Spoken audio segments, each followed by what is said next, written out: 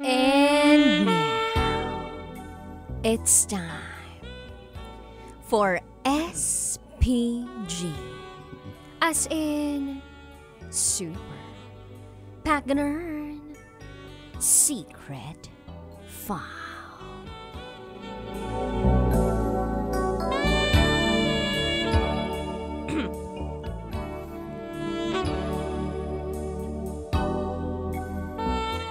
Nag-back out ako bago ang kasal namin.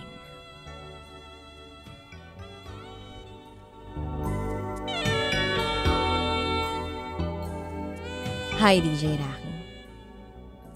I'm a married woman for almost 7 years na. Gusto ko lang i-share ang isang hindi malilimutang experience sa wedding day namin ng husband ko. Itago mo ko sa pangalang Wena. At ito, ang aking SPG. As in, Super Pagganern Secret File.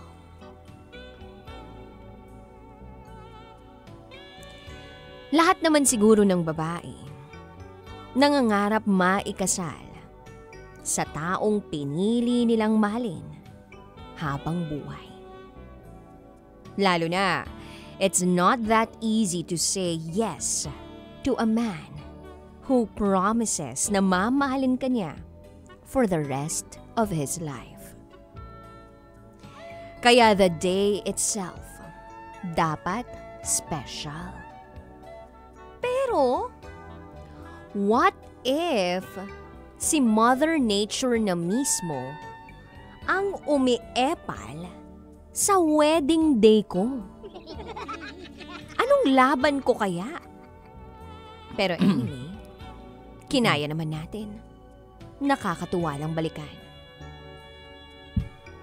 Marami sigurong married women ang makakarelate sa karanasan ko.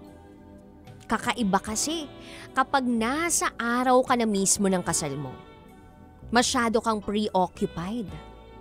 But if may wedding coordinator ka kagaya ko, na nakabawas sa stress at pagod ko to set up everything for our wedding day.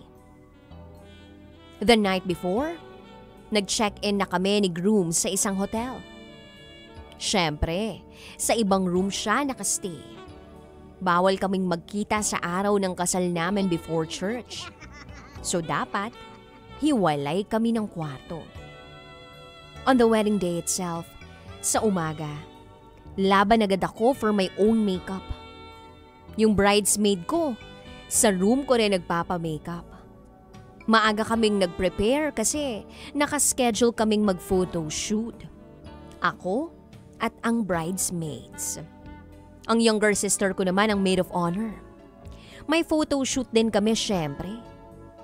So, pagdating ng photographer, sabak agad kami sa pictorials. Pose dito, emote doon, ngiti dito, ngangabibig doon. Mga ganyang galawan ba? It took us nearly 2 hours kasi dapat perfect yung shot. Pagkatapos, kumain na kami ng packed lunch mga 11 a.m. 1:30 p.m. ang wedding schedule ko. 1 p.m. ang call time sa simbahan. So in short, pinaghanda na kami ng wedding coordinator ko ahead of time. All the time, never nag-cruise ang landas namin ni groom. Kasi may sarili rin siyang photoshoot with his groomsmen and best man. Sa simbahan talaga kami unang magkikita. At muntik nang hindi mangyari yun, DJ Rocky. What happened was, si groom umalis ng hotel with his team bandang 12 noon. Ako, tapos isang makeup artist at yung assistant ng wedding coordinator ko, kami ang naiwan sa hotel room ko. May isa rin palang staff yung photographer na nagpaiwan to take candid shots bago kami umalis. So eto na, sinuot ko na yung wedding gown ko. si Assistant Wedding Coordinator na itago natin sa pangalang Natalie. All out na inayos ako from head to toe in my wedding gown. Nag-makeup ulit to freshen up before kami sumugod sa simbahan. And then suddenly, I felt something wrong with my tummy. Iniisip ko, baka nervyos lang ito. Kaba siguro. Sino ba naman kasing hindi kakabahan sa mismong araw ng kasal niya, diba? Kaya inignore ko lang. Hindi ko pinansin yung nararamdamang something wrong sa tummy ko. On and off naman kaya hindi ako natakot. By 12:45 p.m., ready na yung bridal car ko sa labas ng hotel. Biglang nagtayuan ang balahibo ko sa katawan paglabas ng hotel. Kasi nagrereklamo na naman yung tiyan ko. Pero hindi ko pa rin pinansin. Sabi ko sa sarili ko, mamaya, wala na to. So, sumakay kami ni Natalie sa bridal car. Within 15 to 20 minutes, dumating kami sa simbahan. Nakapark yung bridal car malapit sa entrance door ng simbahan. Nakita ko si groom from my point of view. Wow! Ang gwapo ng aasawahin ko. Biro ko kay Natalie. Bingwit ko na yung omang na yun sa labas. Mabubuka na ang tilapia natin tonight. Tawanan kami para mabawasan lang sana ang kaba ko. Akala ko, kaba lang talaga yung nararamdaman ko pero nagkamali ako. Past 1 p.m., nagsimula ng processional ng entourage namin. Nauna si best man. Sumunod si groom katabi ang parents niya. And then, mga ninong at ninang namin. Habang isa-isang naglalakad papasok yung mga pairs ng ninong at ninang namin, kumulo na talaga ng bongga ang tiyan ko. Sabi ko kay Natalie, Be, ano to? Hindi na to kaba. May fireworks yatang nagaganap bago ang kasal. Hindi maganda to. Sagot naman ni Natalie. Naku ma'am, paano yan? Malapit ka nang mag-entrance, tsaka naka-wedding gown ka na Aatras ka pa ba? Sagot ko. Be, gusto mo ba magkulay yellow ang wedding dress ko at mga amoy na etats? Kailangan ko itong ilabas. Bahala na. Tulungan mo ako. Sumabat sa amin yung driver ng bridal car. At ang sabi niya, Ma'am, doon tayo sa CR sa plaza. Doon yung pinakamalapit. Tanong ko kay manong driver, wala bang CR sa loob ng compound ng simbahan? Sumagot si manong driver. Meron naman ma'am, kaso nakalak kasi. Binubuksan lang yun kapag Sunday. Ay, bad trip naman. Pero sabi ko, sige manong, plaza tayo, dali. Biglang humarurot ang bridal car paalis ng simbahan. At may mga nagtinginan na bridesmaids sa biglaan naming pag-alis. Tumunog yung phone ko, may mga bridesmaid na nag-PM sa messenger. Nagtanong kung saan daw kami pupunta kasi malapit na yung turn ko. Hindi ko na sinagot. Within 3 to 5 minutes nakarating na kami sa plaza. Saktong-sakto may laro ng liga doon. Maraming taong nanunood.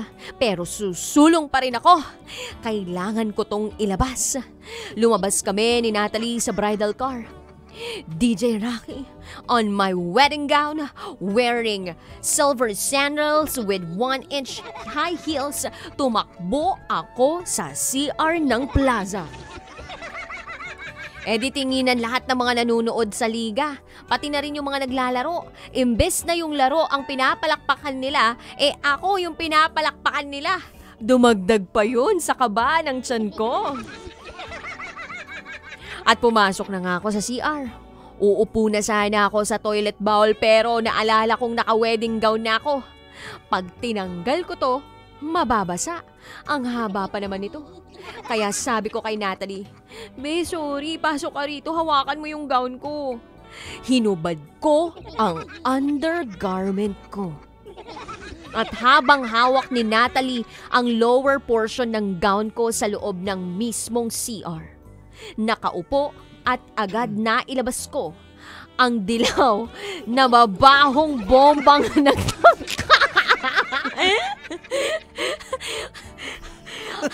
nailabas ko ang dilaw na mabahong bombang nagtangkang itigil ang kasal ko. Nakahinga ko ng maluwag habang nakatingin sa akin si Natalie. Nakangiti naman siya at ang sabi niya, Ma'am, alam mo, first time kong gagawin to sa isang wedding. Ang sumama sa CR habang tumatae ang bride. Naku, hindi kita makakalimutan, ma'am.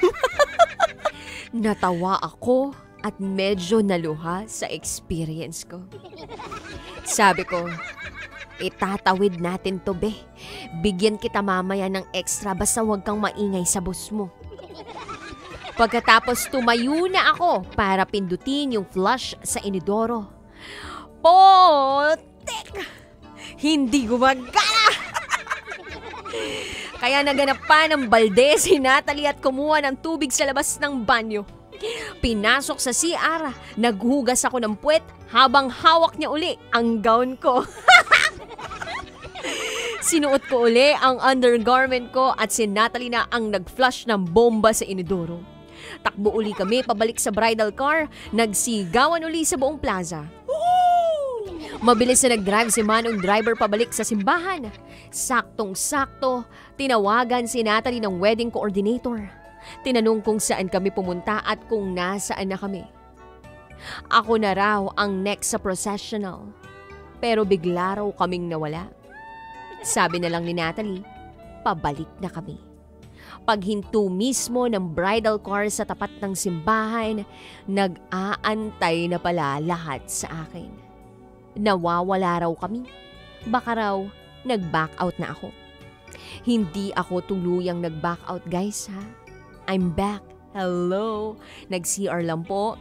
Pero I have no more time to explain. So ayun, niretouch ako saglit ni Natalie at bumaba na rin finally. Dala-dala ang bouquet ko at sa wakas, naglakad na ako sa aisle sa kantang Runaway ng bandang The Course. Hindi nila alam kung gaano ka-relevant yung kantang yun sa nangyari sa akin before I walked down the aisle sa simbahan. Hindi ko rin mapigilang maluha noong makita ko si groom na emosyonal na nakatingin sa akin. Pagpasok ko, nakaantay ang parents ko sa gitna. Nagmano ako at inihatid nila ako kay groom. Nagmano rin ako sa parents niya at saka niya ako sinamahang humarap sa altar.